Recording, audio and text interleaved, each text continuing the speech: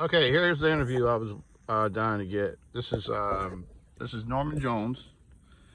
He's an ex-firefighter from Savannah, he's a pro boxer, and he moved into grappling and fighting. He's been on ESPN. You've been on all kind of all kind of programs, right? No, Yeah, a couple times. Yeah. You've been down to the Civic Center fight. You fought at the Civic Center too, right? Yeah. Well, he's been on the fire department. How long were you in the fire department? Right at 15 years. 15 years. Norman was on the fire department 15 years. And then, okay, now you can tell them what happened to you. To me, They called you to... I was walking up the stairs and slipped and tripped and fell and landed on my head and couldn't feel my legs, couldn't feel my arms, and we had to, and that was it. And I had to go to Shepherd. They found out I broke several of my spinal cord, like C4 all the way down to C7. And they said they didn't know what it was going to be, if I was going to be a quadriplegic or was it incomplete for a minute. Yeah. And, so that was a big deal, and then we found out it was just an incomplete, but it was still pretty bad. Yeah. So. Well, what's the prognosis now? It's just day by day. It's no, now it's quadriplegic. It's a quadriplegic, but it's an incomplete. So. Yeah. The fun part is like they don't know how much you can get back, and but they know if you don't do anything, you won't get anything back. Yeah. So. Right, man, and people. Norman, I mean, he was in the gym 100% of the time. 100% of the time. He was and I've been in the ring with him. And when we sparred at Gerald's, at Mike's place, and we've been to fighting tournaments together. But to have that done to you, and I mean, it just totally changed your life, right? And then I'm sure you had I would think you would have went in depression. You went down in depression during this time, right? What kind of experience did you have in that? It's helplessness is mostly what you feel. It's just helplessness, no control of your life, and you spend your whole life trying to take care of yourself, and then you can't do anything. You don't have no control. How long were you in depression mode? For depression? Well, how long were you in the depression? Depression? But, like we were talking about, there's depression and there's sad. And depression, now if you ain't never been in depression, you don't know, but you know. It's kind of it's a kind of a weird thing. It's like your depression is like, it's kind of one of those things, like it's behind the scenes and you can be around people, so you stay in depression for a while. Like the first part of the first whole year was the first year was like that. Yeah, because you're just dealing. I mean, man, God Almighty, damn. I don't see how you did it, son. Or how you do. I mean, how you doing it, man. I mean, it's incredible to me, man. I mean, you're a hero, son. There's no doubt about that. No, I mean, you are number one. I mean, you're a fireman. I mean, you were a boxer, you're a fireman, and now all that is put up on the shelf. Yeah. And now you, God, it's just so sad that it's just unbelievable, that circumstances happen. They come, they go, Yeah, well, I'm gonna tell you, my little problem I had, I was only in it for say a week and a half. But and everybody's got certain circumstances that put them in it. So it doesn't really matter. I mean, your circumstance puts you in it, but my circumstance put me in mine. And I've never been there, and I didn't know. I didn't know what to do, man. Because I mean, You don't want to eat. You don't want to sleep. You don't want to talk to people. You don't want to see the sunrise in the morning, right? Yeah. Right. Yeah. So, I mean, but you coming by the station. Mm-hmm. I told you, motherfucker, if you make me cry, boy, I'm gonna punch you in the face, son. Sorry about that. Sorry about that. It was Mother Ducker. Okay. You come by the station, and me going through my little week and a half of what I was going through pulled me out of what I was in.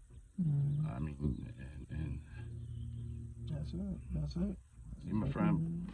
You're my brother, man. I mean, you know, that's I mean, you really, because me, I mean, it was my problems, but once you look at, always look to your left and always look to your right. Yeah. There's gonna be somebody worse, somewhere around. Yeah. And my little problems, you know, it was minute, but it wasn't minute to me at the time, you know. But on the flip side of that,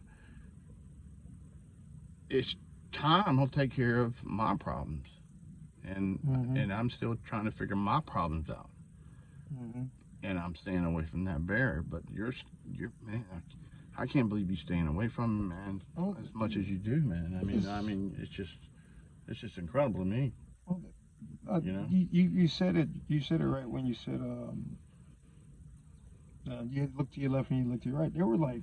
There was just like constant examples that kind of like every time I get like deep in it, somebody would show up. There was a nurse, actually one of the head nurses.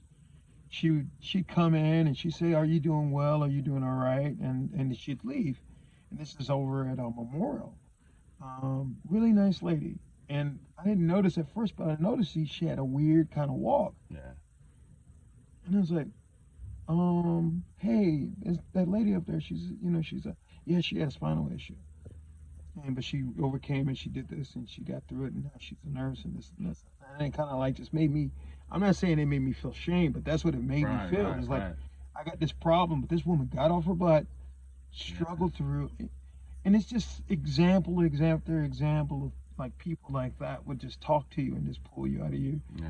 Like, hey, like a guy was at Shepherd, and I said, hey, a guy was talking to me, and I said, man, I'm really doing bad. And he said, Norm, you have no idea. And I said, what are you talking about? He said, there are guys in this building that are blinking to talk, to communicate.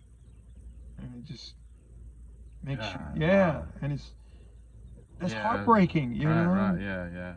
You know, and well, that's what the channel's about, man. The channel's about depression and people's problems and people not talking to each other and thinking they're by themselves and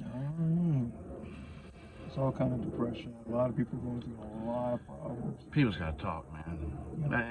And like I said, it's communication, man. You got to talk, and you can't, and you got your assholes out there that want to be assholes. If they're gonna be assholes, let them be assholes, but don't be around them. I think you have to have like a core group of people you can talk to. Right. You got to select for you. Well, I mean, the fire department. Well, the fire department. You got to. I mean, the fire department's a group. Right. But you got in that group, you know, to go to, but you can go to whoever. Right. And everybody's going to help you. Yeah. But then you got your real chain that that you can go to.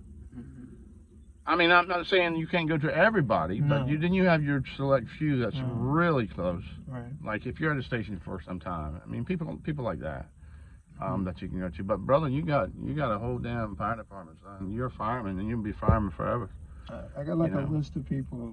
Once a week or every 2 weeks, I text, talk to them, and they kind of hit me back. And you just got to have somebody that a couple of people that you can vent to. Yeah.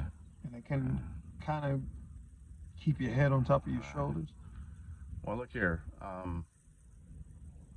Before we'll do another interview another time when I get the cameras, because I'm gonna get cameras put up in here, and I'm not holding this thing up.